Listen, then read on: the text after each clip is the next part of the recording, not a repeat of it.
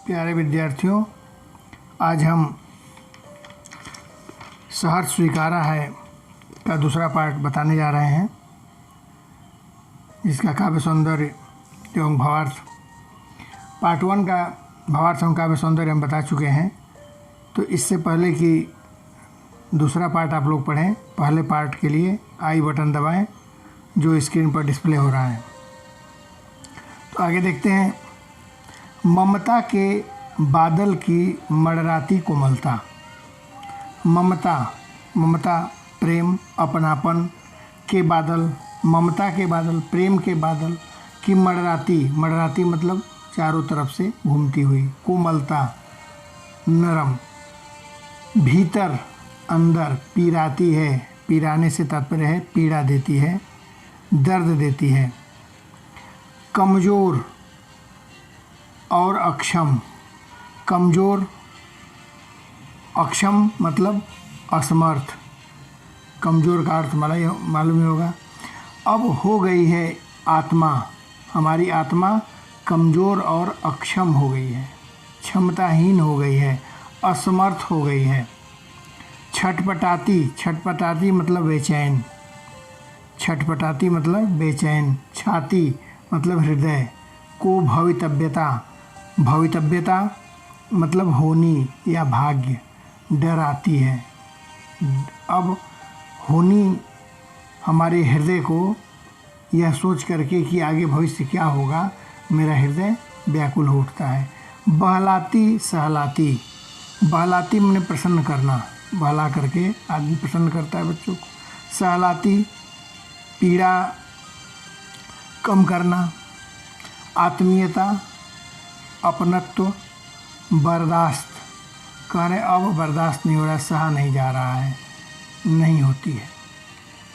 कभी इन पंक्तियों में कह रहे हैं, अपने प्रिय को संबोधित करते हुए कह रहे हैं। अब इनके प्रिय, मैं पहले वीडियो में बताया था, इनके प्रिय इनकी माता हो सकती है, इनके ईश्वर हो सकते हैं आराध्य, या इनकी प्रेमिका भी हो सकती है, परंतु या तो माँ या ईश्वर के रूप में आप लोग लिखेंगे तो ज़्यादा उचित होगा। हम ईश्वर के रूप में बता रहे हैं, वैसे प्रेमिका के रूप में भी लिख सकते हैं, परंतु सही माँ या ईश्वर के विषय में ही होगा। कह रहे हे प्रिय ईश्वर, तुम्हारे प्रेम की कोमलता, ममता के बादल, प्रेम भरी कोमलता जो चारों तरफ मडराई है, मेरे चारों तरफ जो घेरी हुई है, वो अब मुझे कष्ट देती है, पीड़ाती है, भीतर अंदर हृदय में पीड़ा देती है। ममता के कारण मेरी आत्मा कमज़ोर हो गई है। आपके द्वारा जो ममता, जो स्नेह मुझे मिल रहा है, हे आराध्य, हे ईश्वर या माता, वो उसकी वजह से हमारी आत्मा अब कमज़ोर हो गई है, अक्षम हो गई है, क्षमताहीन हो गई है। क्योंकि तुम कमज़ोर और अक्षम हो गई है आत्मा, हमारी आत्मा कमज़ोर और क्षमताहीन हो गई है। वो अंदर ही अंदर मुझे पीड़ा पहुंचाती है। इस पीड़ा के कारण मेरी अंतरात्मा कमज़ोर और क्षमताहीन हो गई है। छटपटाती छाती को भवितव्यता डराती है। जब मैं भविष्य के बारे में सोचता हूँ, भवितव्यता मतलब भविष्य, होनी के बारे में जब सोचता हूँ तो मुझे डर लगने लगता है, मैं व्याकुल हो जाता हूँ। मेरे हृदय दुख से बेचैन हो उठता है। जब मैं अपने भविष्य के बारे में सोचता हूँ, होनी के विषय में सोचता हूँ, तो मेरा हृदय व्याकुल उठता है, छटपटा उठता है। अपने भविष्य की कल्पना से मेरा मन कांपने लगता है। बहलाती सहलाती, आपके द्वारा प्रसन्न करना, पीड़ा कम करना, अपनत्व, ये सारी चीज़ें जो आपने मुझे प्रदान किया है, जो आपके द्वारा मुझे मिल रहा है, इसलिए अब वह मुझसे बर्दाश्त नहीं हो रहा है। कभी कह रहे हैं कि मेरे अशांत मन को बहलाने और सांत्वना देने वाला आपका अपनत्व मुझसे सहा नहीं जाता। अर्थात भविष्य के परिणाम की आशंका से मेरी छाती छटपटाने लगती है, व्याकुल उठती है। अब मैं तुम्हारे आपके अपनत्व भरे व्यवहार को नहीं सहन कर पाऊंगा। तो इस तरह से भावार्थ कंप्लीट हुआ। काव्य सौंदर्य देखते हैं। तो पहला छंद है अतुकांत या मुक्त छंद, दूसरा भाषा खड़ी बोली, तीसरा है काल में नई कविता, चौथा में रूपक अलंकार ममता के बादल। ममता के बादल यहाँ पर रूपक अलंकार है, ममता के बादल यहाँ रूपक अलंकार। छटपटाती छाती, छ छ 2 बार है, अनुप्रास अलंकार है। और कोमलता पिराती है, कोमलता पीड़ा दे रही है। यहाँ पर कोमलता जहाँ कमज़ोर अक्षम हो गया तो कोमलता भीतर पिराती है, जो कोमलता है आपके द्वारा वो पीड़ा दे रही है अंदर। यहाँ मानवीकरण किया गया है, किसी भी मनुष्य को छोड़ करके किसी अन्य चीज़ों को अगर मनुष्य के रूप में पीड़ा तो मनुष्य ही देते हैं, उसमें वर्णन किया गया, वहाँ मानवीकरण अलंकार होता है। तो इस तरह से काव्य सौंदर्य भी संपन्न हुआ। आगे की पंक्तियों को देखते हैं। कवि आगे कह रहे हैं कि सचमुच मुझे दंड दो कि हो जाऊं। कवि इसमें कह रहे हैं कि वास्तव में आप मुझे दंडित कीजिए, सचमुच में मुझे दंड दीजिए, दंडित कीजिए कि हो जाऊं पाताली, पाताल, धरती के अंदर के पाताल। धरती के अंदर पाताल लोक का वर्णन साहित्य में और शास्त्र में मिलता है, उस पाताल की बात हो रही है। अंधेरे की गुहाओं में, गुहा, गुहा मतलब गुफा, विवरों माने बिल या सुरंग भी कह सकते हैं। धुएं के बादलों में, धुएं से भरे हुए बादल। बिल्कुल लापता, वहाँ भी तो लापता मतलब गायब। पहले एक शब्द का अर्थ हम लोग देख लेते हैं। लापता की वहाँ भी तो तुम्हारा ही सहारा है। सहारा मतलब अवलंब, उस अगर उसमें लापता भी हो जाता हूँ तो कह रहे हैं कि आपका सहारा है, आपके सहारा के वहाँ भी मिलता रहेगा मुझे। इसलिए कि जो कुछ भी मेरा है या मेरा होता सा लगता है या होता सा संभव है। होता सा उपमा अलंकार है यहाँ पर। संभव मतलब मुमकिन, यहाँ संभव का अर्थ होगा मुमकिन। सभी वह तुम्हारे ही कारण के कार्यों का घेरा है। कारण मन मूल, आप ही के कारण। घेरा चारों तरफ से घिरा हुआ। कार्यों का वैभव, वैभव मतलब संपत्ति, ऐश्वर्य या समृद्धि, कुछ भी लिख सकते हैं इसमें। वैभव मतलब धन दौलत, ऐश्वर्य, संपत्ति। अब तक तो जिंदगी में जो कुछ था, जो कुछ है, कह रहे जीवन में जो कुछ भी था या है, सहर्ष स्वीकारा, हमने प्रसन्नता के साथ उसे स्वीकार किया है। इसलिए कि जो कुछ भी मेरा है वह तुम्हें प्यारा है। तो एक एक अब हम देखते हैं भावार्थ कवि क्या कहना चाहते हैं इसमें। कवि अपने प्रिय पात्र ईश्वर या माता से कहते हैं कि आप मुझे वास्तव में दंडित कीजिए, दंड दीजिए। वह अपने ईश्वर से सचमुच दंड चाहते हैं, वास्तव में दंड, सचमुच मुझे दंड दो, वास्तव में मुझे आप दंडित कीजिए। वैसे कहने वाली बात नहीं है। पाताली अंधेरी गुहाओं में विवरों में ऐसा दंड की मांग कर रहे हैं, ऐसे अपार दुखों की मांग कर रहे हैं जो पाताल लोक में कहा जाता है। धरती के अंदर पाताल लोक है जहाँ कभी सूरज की रोशनी नहीं पहुँचती है, हमेशा अंधेरा रहता है। उतने बड़े दुख की मांग, उतने बड़े दंड की मांग कर रहे हैं।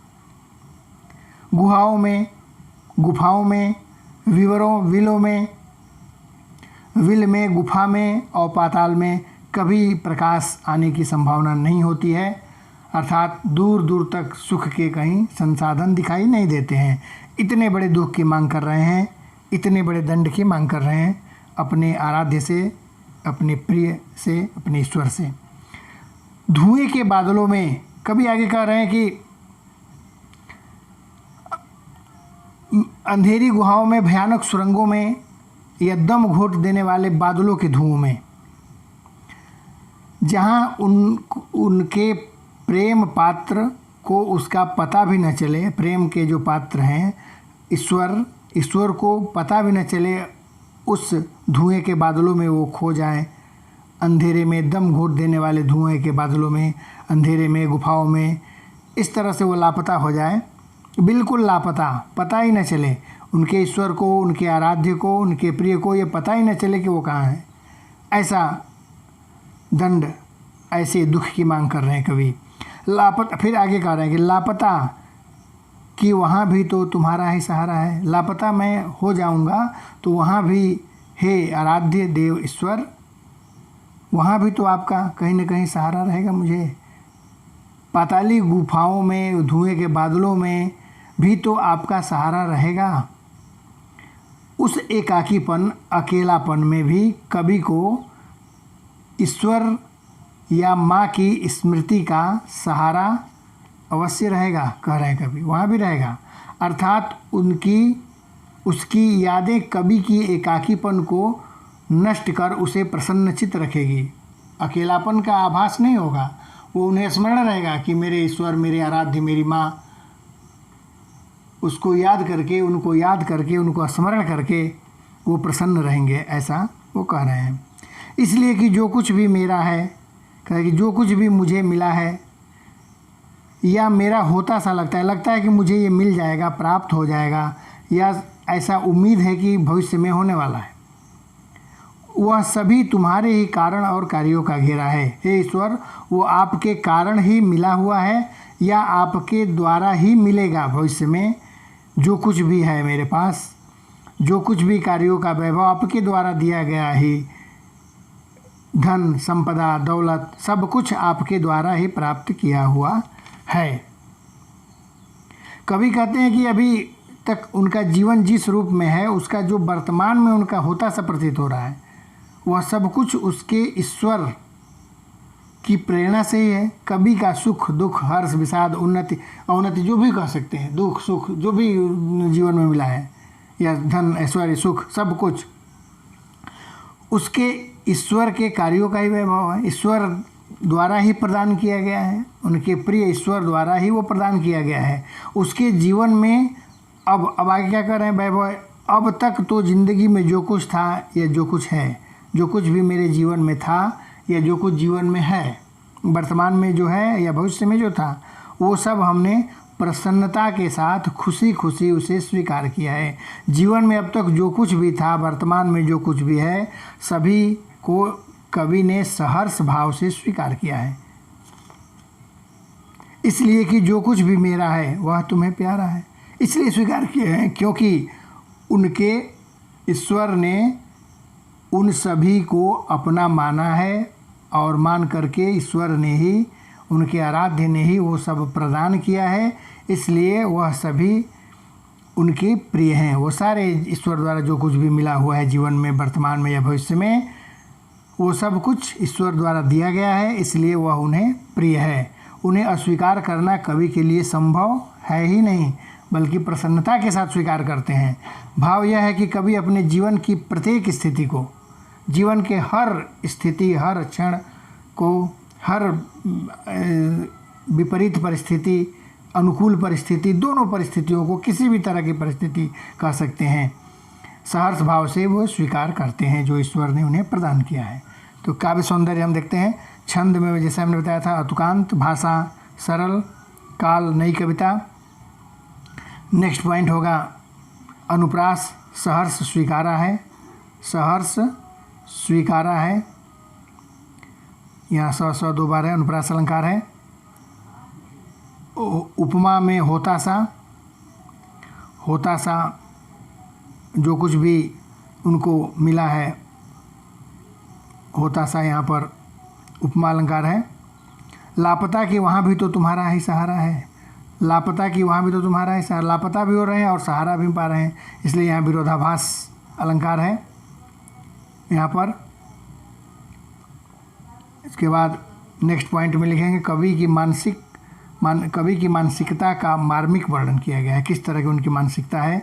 सभी लोग सुख की मांग करते हैं, लेकिन कवि दुख की मांग कर रहे हैं, दंड की मांग कर रहे हैं। आगे हम इसके कुछ ही 4-5 प्रश्न हैं, उन प्रश्नों को भी देख लेते हैं इसमें। तो प्रश्नों को हम देखते हैं।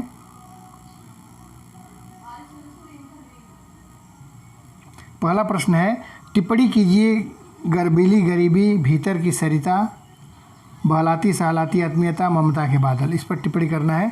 टिप्पणी करने से तात्पर्य इसके विषय में बताना है। तो गर्बीली गरीबी, कवि ने अपनी गरीबी को गर्व करने योग्य माना है, तो उनको अपनी गरीबी पर भी गर्व है। गरीबी में भी उसका अपना आत्मसम्मान बना हुआ है, उनमें हीन भावना नहीं आई है। इसलिए गरीबी को भी गर्वीली कहना सार्थक है। उनको गरीबी पर भी गर्व है। दूसरे की गाड़ी को देख करके, धूल उड़ाती हुई गाड़ी चली जाती है तो लोग उसको देख करके जलते हैं कि हमारे पास नहीं है। ये भावना उनके अंदर नहीं है। जो कुछ भी ईश्वर ने दिया है उससे वो प्रसन्न है। भीतर की सरिता सेकंड है, भीतर की सरिता, गर्वीली गरीबी हो गया। भीतर की सरिता को देखते हैं। कवि के हृदय में भावनाओं का अंतः प्रवाह बह रहा है। अंदर जो भावनाएं हैं उनकी, प्रेममयी भावनाएं, सद विचारों की भावनाएं, जो भी उनके हृदय से निकल रही है दूसरे के लिए, उनके हृदय से वह प्रेम भाव प्रवाहित हो रहा है जो सरिता का रूप धारण कर लिया है। सरिता की तरह बहता रहता है, निरंतर बहता रहता है। जितना भी उड़ेलते हैं भर भर फिर आता है, खाली होता ही नहीं है कभी। वो भीतर की सरिता है, सद्विचारों की सरिता, प्रेम भाव की सरिता। बहलाती सहलाती आत्मीयता। कभी बहलाते सहलाती को बता रहे हैं कि कभी का मन अशांत है, अशांत बेचैन मन है। उस मन में अपनत्व की सुखद बातें, अपनापन की जो सुखद बातें हैं वो शांति और सुख पहुंचाती है। अपने प्रिय ईश्वर का निश्चल प्यार भरा अपनत्व व्यवहार जो उन्हें मिलता है, जो बहलाती सहला रहा है उन्हें, उनसे प्रेम कर रहा है, उनके पीड़ा को दूर कर रहा है, हर समय बहलाना सहलाता रहता है। हर समय उनको ऐसा लगता है जैसे कोई उनके पीड़ा को दूर कर रहा है, उनके कष्टों को दूर कर रहा है, उनसे अपनत्व दिखा रहा है। ये भाव इसमें प्रकट हो रहा है। ममता के बादल अर्थात अपनत्व से भरे प्रेम की स्मृतियाँ,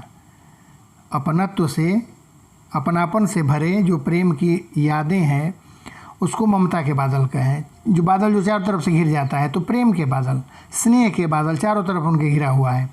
अपने प्रिय के ईश्वर के द्वारा स्नेह व्यक्त करना कवि को कष्ट पहुंचाता है। बहुत अधिक प्रेम उन्हें अच्छा नहीं लगता है। तो नेक्स्ट क्वेश्चन है सेकंड, देखते हैं इसको। कविता में और भी टिप्पणी योग्य प्रयोग है। ऐसे किसी एक प्रयोग का अपनी ओर से उल्लेख कर टिप्पणी कीजिए। और भी टिप्पणी वाले बहुत से हैं, कोई एक लेना है जो अभी नहीं है इसमें, तो कोई एक लेते हैं। मीठे पानी का सोता है, हम इसी को ले लेते हैं। जिस प्रकार झरने का जल शीतल और मीठा होता है, उसी प्रकार कवि के हृदय में मृदु मीठे कोमल प्रेम की भावनाओं का झरना बह रहा है। कवि के हृदय में मीठे कोमल प्रेम की भावनाओं का झरना बह रहा है। कवि का हृदय मधुर संबंधों का उद्गम स्थल है। उद्गम जहाँ से निकलता है वो उनका हृदय हो गया, वहीं से निकलता है। अपना है, कोई मौलिक है, कह रहे मौलिक है वहाँ कविता में है। यहाँ हृदय के लिए सोता माने स्रोत शब्द का प्रयोग किया गया है। हृदय ही वो स्रोत है जहाँ से निकलता है। क्वेश्चन नंबर 3 है कि भावार्थ व्याख्या कीजिए। तो इसका व्याख्या हम पार्ट 2 हमने जो व्याख्या बताया था उसमें आप लोग देख लेंगे। तो हम लोग नेक्स्ट क्वेश्चन को देखते हैं, इसके आगे का क्वेश्चन नंबर 4 को देखते हैं। तो मुझे भूल जाने की, मुझे भूल जाने की दक्षिण ध्रुव अंधकार अमावस्या, शरीर पर चेहरे पर अंतर में पालू में झेलू में उसी में नहालू में, इसलिए कि तुमसे ही परिवेष्टित आच्छादित रहने की रमणीय यह उजेला अब सहा नहीं जाता है, नहीं सहा जाता है। आगे है इसमें। तो इसमें ये जो पॉइंट्स दिए गए हैं, इन पॉइंट्स को हम लोग देखते हैं। इन पॉइंट्स को पहला है कि यहाँ अंधकार अमावस्या के लिए विशेषण इस्तेमाल किया गया है और उससे विशेष्य में क्या अर्थ जुड़ता है। विशेषण और विशेष्य, विशेषण होता है जो विशेषता बताता है, विशेष्य होता है वह शब्द जिसकी विशेषता बताया जाता है, उसे विशेष्य कहते हैं। और उसके जो विशेषता बताने का जो कार्य करता है जो शब्द, उसे विशेषण कहते हैं। तो विशेषण और विशेष्य बताने इसमें यहाँ अंधकार अमावस्या के लिए दक्षिण ध्रुवी विशेषण का प्रयोग किया गया है।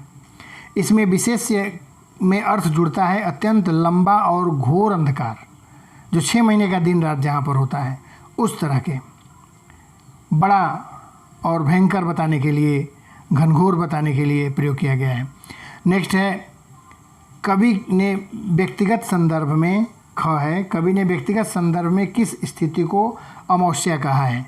तो व्यक्तिगत संदर्भ में कवि ने निराशा की स्थिति को अमावस्या कहा है। अमावस्या की रात में जैसे चांद बिल्कुल दिखाई नहीं देता है, पूरी रात अंधेरा रहता है, तो उस अमावस्या से उस निराशा की तुलना किया गया है। वह अपने प्रिय ईश्वर को भूल जाने की स्थिति को भी अमावस्या कहता है। नेक्स्ट है ग, इस स्थिति से ठीक विपरीत ठहरने वाली कौन सी स्थिति कविता में व्यक्त हुई है? इस वैपरीत्य को व्यक्त करने वाले शब्द का व्याख्यापूर्वक उल्लेख करें। तो कविता में कवि उसके जीवन में जो कुछ है उसे अपने प्रिय की देन मान करके खुशी खुशी स्वीकार करता है। अब प्रिय उनके ईश्वर हो सकते हैं, माँ हो सकती है। इसके विपरीत उससे अपने प्रिय का अतिशय प्रेम सहा नहीं जाता। अतिशय बहुत अधिक प्रेम उनसे सहा नहीं जाता है। अपने ईश्वर द्वारा जो प्रेम मिला है, अपनी माँ द्वारा जो प्रेम मिला है, वो बहुत अधिक प्राप्त हुआ है, वह उन्हें बर्दाश्त नहीं हो रहा है। इसलिए अपने प्रिय से, अपने प्रेम के उज्ज्वल आलोक से कवि को घेर रखा है। प्रिय उनके आराध्य ने अपने प्रेम से अपने कवि को चारों तरफ से घेर रखा है। कवि से अब यह प्रेम का प्रकाश, अब यह प्रेम, स्नेहमयी प्रेम उनसे सहा नहीं जा रहा है, अब उनसे बर्दाश्त नहीं हो रहा है। नेक्स्ट देखते हैं घ, कवि अपने संबोध्य को पूरी तरह भूल जाना चाहता है। इस बात को, इसमें कवि अपने संबोध्य, जिसकी कविता संबोधित है, कविता का तुम, अब यहाँ संबोध्य मैंने बताया था 3 में से कोई भी हो सकता है। प्रेम उनकी माँ हो सकती है, ईश्वर हो सकते हैं, या प्रेमिका हो सकती है। परंतु हमने बताया था कि माँ या ईश्वर कह के लिखेंगे आप लोग, को पूरी तरह भूल जाना चाहता है। इस बात को प्रभावी तरीके से व्यक्त करने के लिए क्या युक्ति अपनाई है? रेखांकित अंशों के आधार पर उत्तर दीजिए। तो कवि अपने संबोध्य को पूरी तरह भूल जाना चाहता है। अपने संबोध्य जिसको संबोधित कर रहा है, चाहे वो माँ हो, ईश्वर हो या प्रेमिका हो, इस बात को प्रभावी तरीके से व्यक्त करने के लिए कवि ने अमावस्या को निराशा के प्रतीक के रूप में, अमावस्या जो पूरी रात अंधेरा होता है, चांद दिखाई देते नहीं है उस दिन, उस रात, उस अमावस्या की निराशा के रूप में, के प्रतीक के रूप में, शरीर के को बाह्य तथा अंतर को हृदय के प्रतीक के रूप में, शरीर के बाह्य और अंदर का जो हृदय है उसके प्रतीक के रूप में वह अपने प्रिय के वियोग को आंतरिक और बाह्य दोनों रूपों में झेलना चाहता है। अंदर भी और बाहर भी, अंतर भी बाहर भी, झेलूँ मैं उसी में नहालूँ मैं, शरीर पर, चेहरे पर, अंतर में, अंतर पर, चेहरे पर, बाहर, अंदर, चारों तरफ वो कह रहे हैं कि उसी में नहालूँ, झेलूँ। नेक्स्ट लास्ट क्वेश्चन देखते हैं, क्वेश्चन नंबर 5। बहलाती सहलाती आत्मीयता बर्दाश्त नहीं होती है। कवि कह रहे हैं कि बहलाती सहलाती अपनत्व उनसे बर्दाश्त नहीं हो रहा है। और कविता के शीर्षक सहर्ष स्वीकारा है में कैसे आप अंतर विरोध पाते हैं? एक तरफ कह रहे हैं कि सहर्ष स्वीकार किए हैं, एक तरफ कह रहे हैं कि आपके द्वारा जो आत्मीयता है, अपनत्व है, स्नेहमयी अपनत्व, प्रेम भरे अपनत्व, वो मुझे बर्दाश्त नहीं हो रहा है। तो दोनों बातों का प्रयोग कर रहे हैं। विरोधाभास, अंतर विरोध निश्चित रूप से दिखाई दे रहा है। कभी एक और तो अपने जीवन के सुख दुख, हर्ष विषाद, जीवन के प्रत्येक स्थिति, जो भी जीवन में सुख दुख, प्रसन्नता, खुशी, जो कुछ भी आई है, दुख हो या सुख हो, वो सब उस प्रत्येक स्थिति को इसलिए स्वीकार कर लेते हैं कि वह सब उनके प्रिय को प्यारे हैं, उनके प्रिय द्वारा दिए गए हैं, उनके प्रिय ईश्वर द्वारा प्रदान किए गए हैं, इसलिए वो उन्हें प्यारे हैं। और दूसरी ओर कह रहे हैं कि उनसे अपने अशांत मन को बहलाने और सांत्वना देने वाली, ढाढ़स बढ़ा देने वाली जो प्रिय की आत्मीयता है वो अब सहन नहीं हो रही है, अब उनसे वो बर्दाश्त नहीं हो रहा है। पहली स्थिति में वो अपने प्रिय से जुड़ाव अनुभव करता है, अपने प्रिय जो भी हैं उनके प्रिय, उनसे वो जुड़ाव की स्थिति की बात करते हैं, जुड़ने की बात करते हैं, लगाव की बात करते हैं, और दूसरी स्थिति में उनसे छुटकारा पाना चाहते हैं। इन दोनों ही स्थितियों में अंतर विरोध निहित है, इसलिए निश्चित रूप से अंतर विरोध है इसमें, इन पंक्तियों में। इस तरह से भावार्थ एवं काव्य सौंदर्य के साथ साथ प्रश्नोत्तर भी संपूर्ण हुआ। किसी भी तरह की अगर समस्या हो, डाउट हो, नहीं समझ आया हो तो कमेंट बॉक्स में लिखें, यथाशीघ्र दूर किया जाएगा।